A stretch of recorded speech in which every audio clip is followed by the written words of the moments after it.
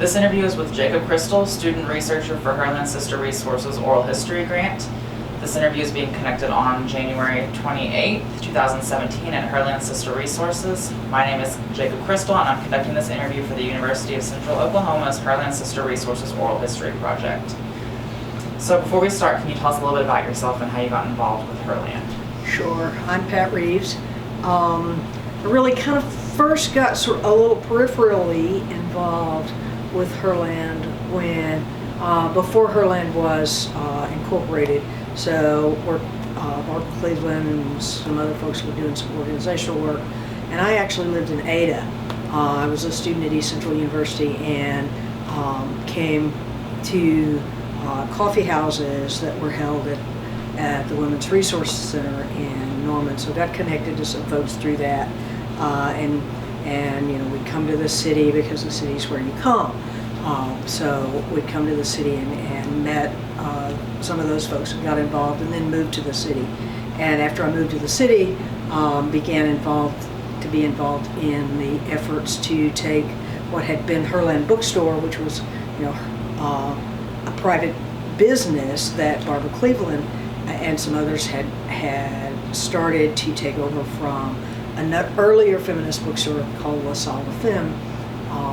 And I get involved in the process of turning that from Barbara's business to a collective, a women to one collective. So that was back in the board of directors after that process, so through that process. So can you tell me, just out of curiosity for myself personally, what it was like working with Herland during the Reagan administration? The Reagan administration was no different than any other time for us. I mean, it was a time when to be a woman and to be lesbian meant that you lived with all sorts of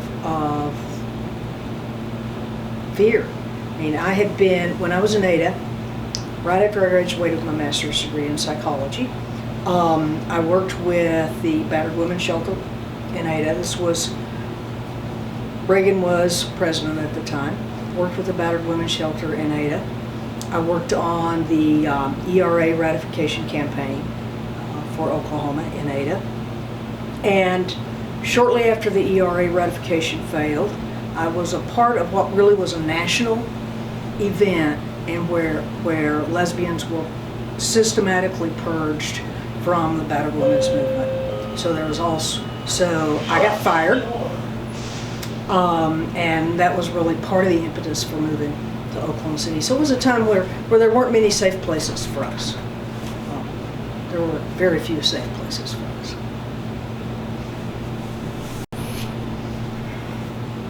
So what kind of things was Herland doing when it first started out as an organization? What were the kinds of things you guys would do? So when we first started, of course, had the little building over at 19th and Blackwood where we had a sort of a physical location. And we provided a little bookstore.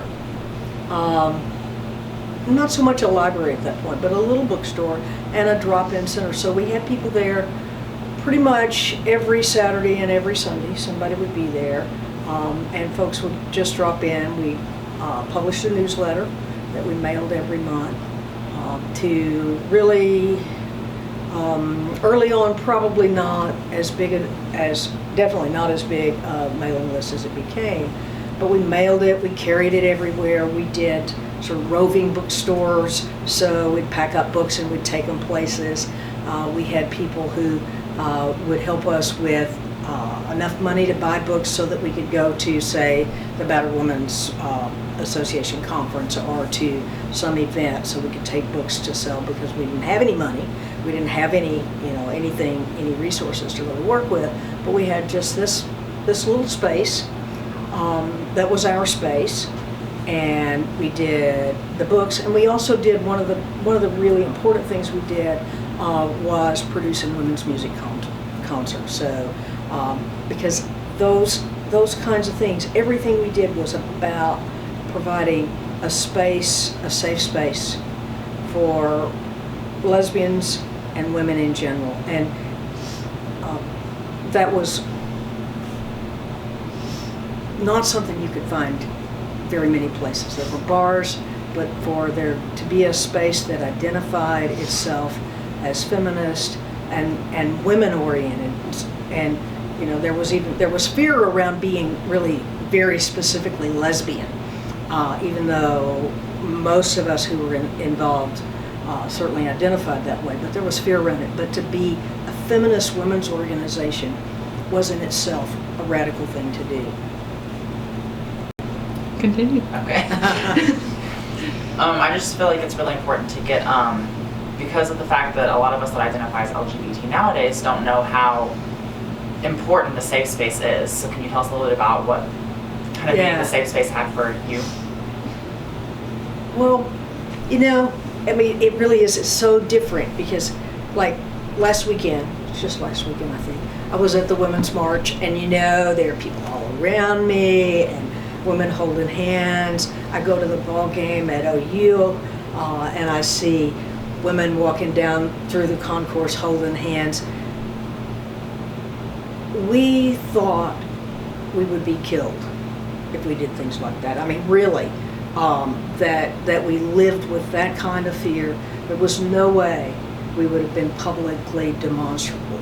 There's a song that Meg Christian did, and I forget the name of the song or even the context, but one of the things she says in the song is, you only touch the ones you love. And for me, during those times, that meant you literally didn't touch anybody unless it was safe, unless you knew you were in a place where it was okay. So the concerts, the building, the Herland building itself, the events that we did, later on the retreats, all of those were places where women could feel free to be themselves without that kind of constraint. It's not a Herland story, but the old bar DJs, which is where Partners used to be. So when you went to DJs, you walked in the door, and if you go there now, you can see sort of the remnants.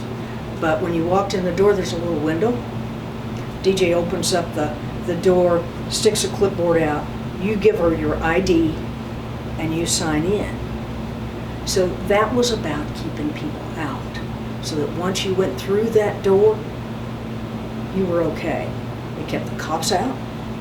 It kept people that she thought were not safe people to be in there out. So once you went through that door, you were okay. And I mean, bars were without Herland, bars were the only places that provided that kind of environment. And really, one of the things we wanted to do was provide that kind of safe space without all the things that went with being in the bar, giving women a chance to be themselves. So we keep hearing a lot about the bookstore itself and about being a safe space, but we also hear a lot about these camping trips. Yeah. That's why I call them camping trips. I don't know if that's the correct terminology. Not really but camping. Yeah. Okay. But can you tell us a little bit about what went on at these events? Sure. The retreats started, I think, not very long actually after Herland was incorporated as a nonprofit. And we really, so a few of us, 4 or 5 of us, had gone to a retreat in Arkansas, sponsored by the Arkansas Women's Project. And it was like, wow, this is cool, because it was a space where they had gone to a state park and just had a group of women, and everybody took care of everything, and it was a collective kind of experience. So we thought, we can do something like this. So we came back to Oklahoma. We had on the board a woman who worked and still does in the state park system, so knew what kind of resources were available in the state park system. I don't know if, I certainly didn't know that they were there, but the state parks, Oklahoma State Parks, have these very nice group camps facilities that, and if you think about, church camp or scout camp or something like that, a lot like that, where you've got cabins and a central lodge with a kitchen and dining hall kind of place. they vary, but they're pretty rustic kind of places. So we started that, my memory says fall of '86, but that could be totally wrong. I'm not good at dates. And we'd go for the weekend from Friday to Sunday at essentially noon checkout time for the park, and have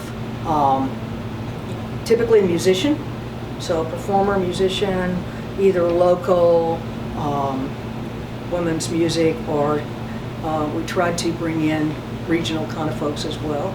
So we had music, campfires, just really we're just hanging out. It's not all that different, except for the other religious stuff or Girl Scout stuff or whatever, than any camp. It was just for those 48-ish hours, it was our little space that we created and maintained ourselves. And again, particularly when we're talking about the late 80s and into the 90s, when there's not a place like that, when to just be able to just be who you are, that those retreats are a really important part of making that happen and giving people that space. And people came from all over the state.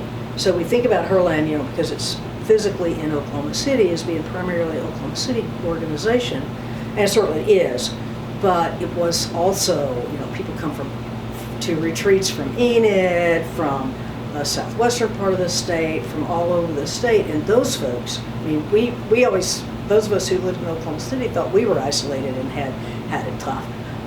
No, not when you live in a place like Sayre. It's a whole different world, and it still is.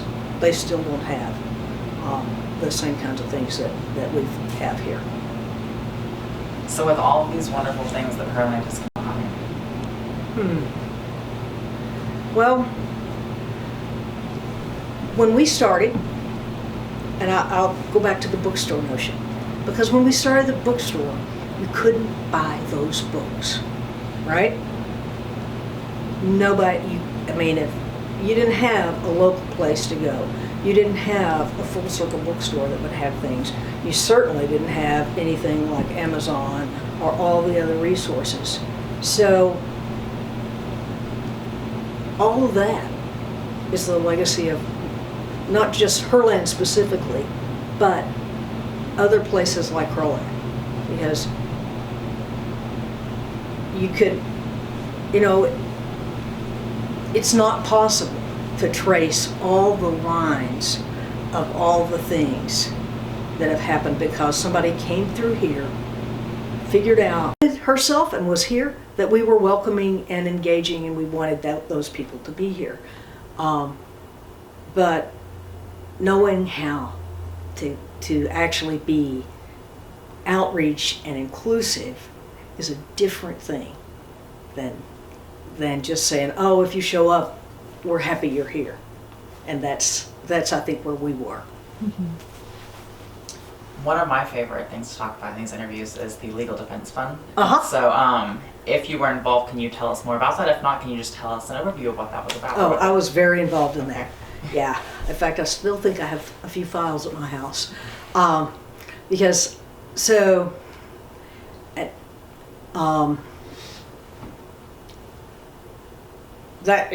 you want to think about legacy, that's a huge legacy. Yeah. I mean, when Donnie and her partner at the time, who's Joni, I think, but I couldn't swear to that,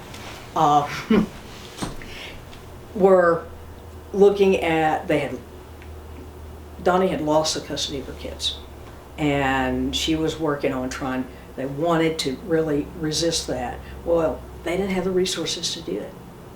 They had an attorney who was willing to work with them, but they didn't have the resources to do it. And so they came, and we said, sure, we can help. I mean, basically, that's the bottom line. We just like, sure, we can help.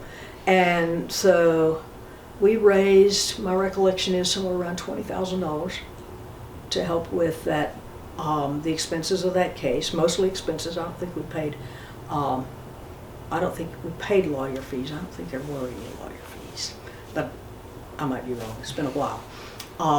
And I hope that Donnie has been one of the people who got interviewed. She wasn't. We haven't been able to get in contact with her. Really? Rhonda, the attorney. So one of the interesting things that a couple of us have talked about is the newsletter you guys put on. Can you tell us like specifically how you did the newsletter and how that came to be? Sure. So actually, Margaret Cox and I were editors for a while together.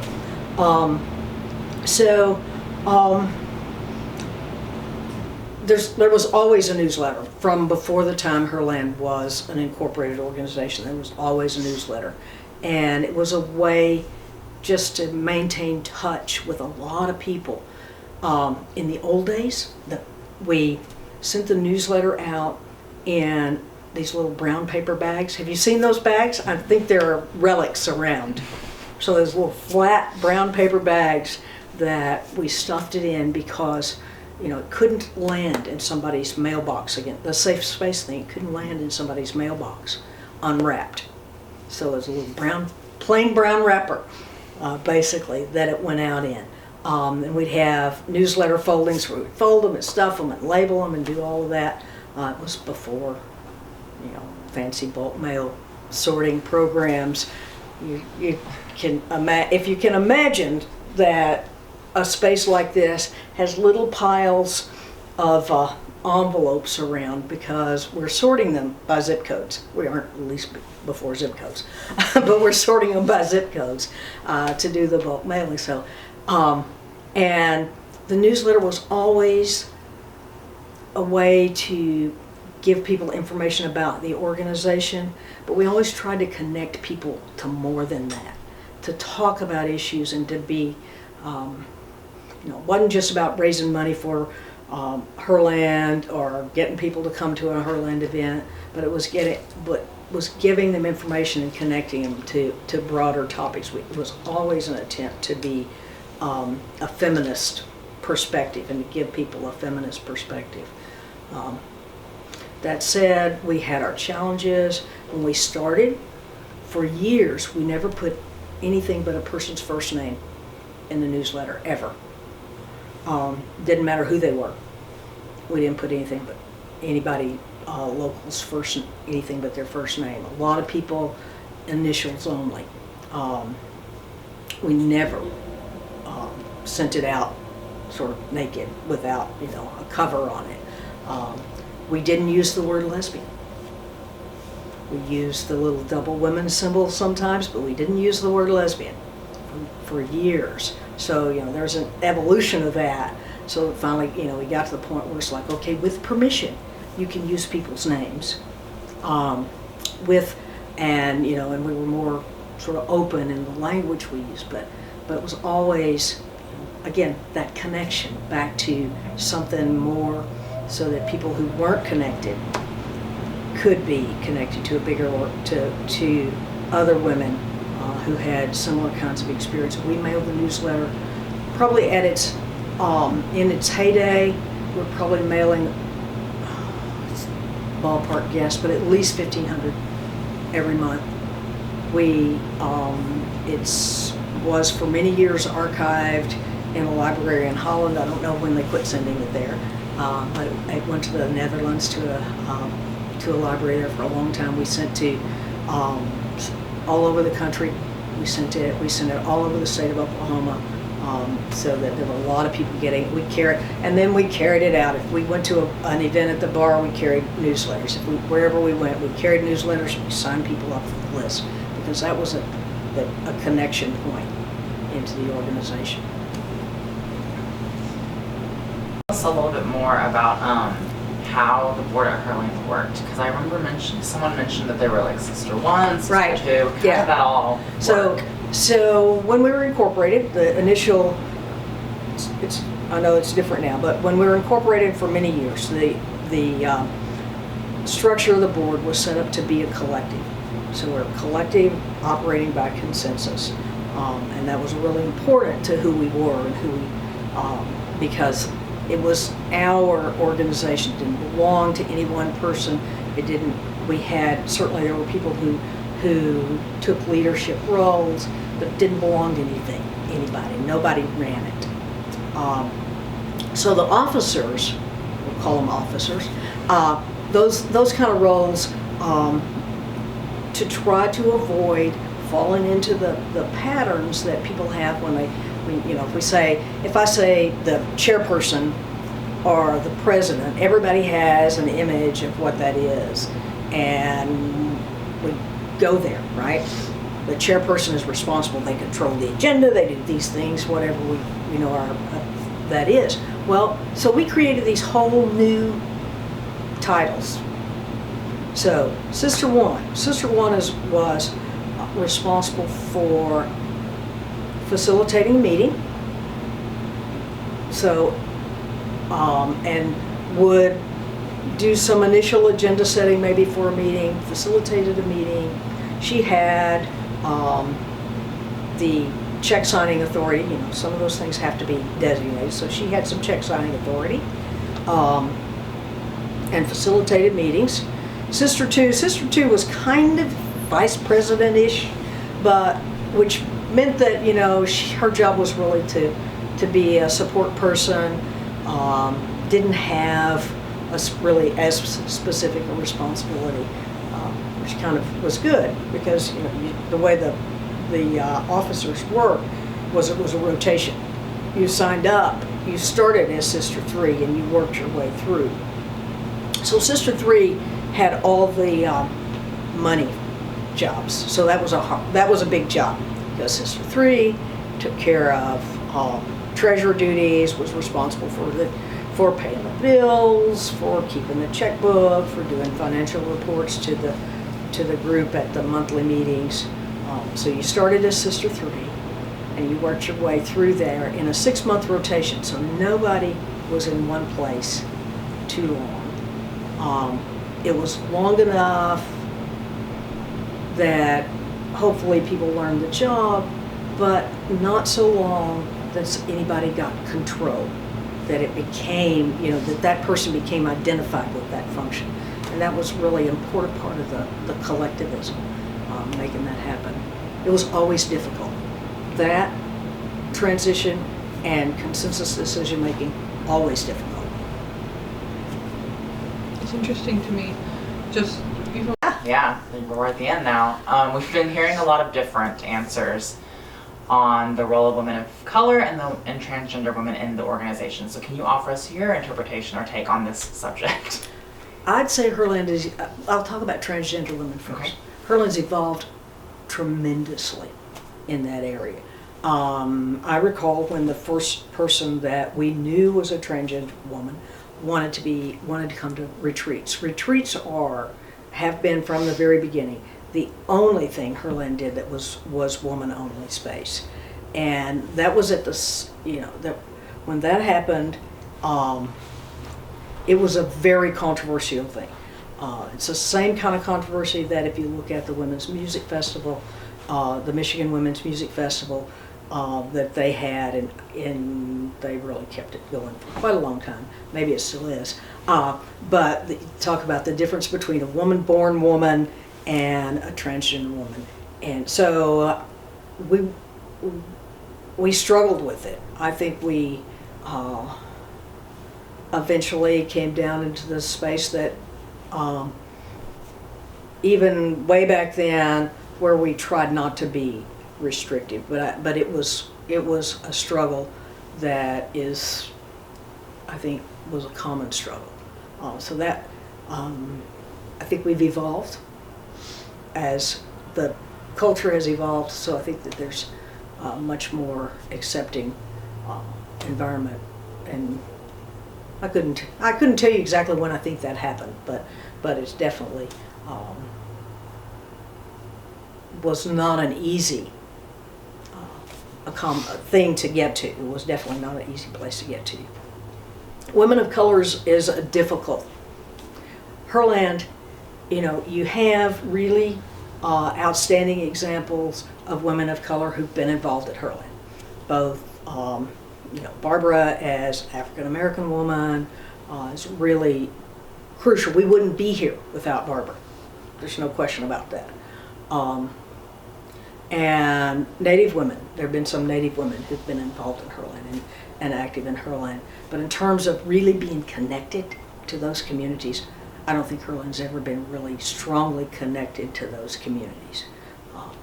I think that that's not something we did well.